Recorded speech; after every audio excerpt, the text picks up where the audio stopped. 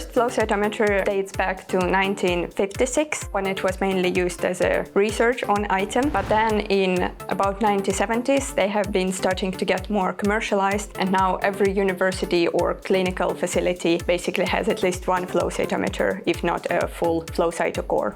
Application of flow cytometer is, of course, cell analysis. With this technique, we can analyze physical, chemical properties and also the presence of different fluorophores, which signalizes, for example, if the cell doesn't have certain protein. And then on top of cell analysis, we can layer, for example, cell sorting, which further allows us to divide cells into different populations. For flow cytometry analysis, we take cell samples, which can be, for example, a sample of blood or cell culture, which we have been growing.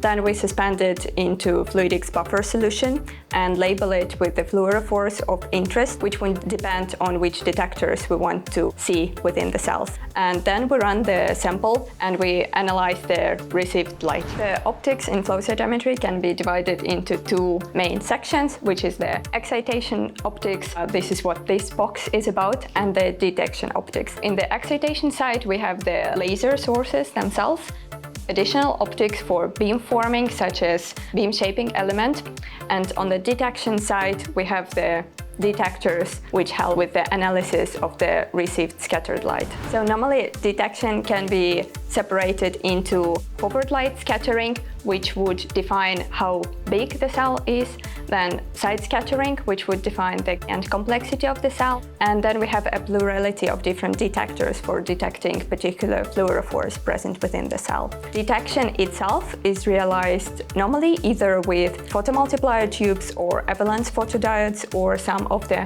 more recent flow cytometry models also have cameras. The wavelengths which are used in flow cytometry, which are 405, 488, 561 and 638 nanometers. Particularly interesting feature here is this automatical beam alignment, which ensures beams remain in stable position over time. Normally, this would require service visits and manual adjustments of the beam positions. This platform can adjust and align them on its own based on the feedback it receives. It is an integrated heart of the flow cytometer. Flow cytometry is used for diagnostics and the first step of treatment of various diseases such as cancer, in particular AML, so acute myeloid leukemia, also different immune and infectious diseases diagnostics.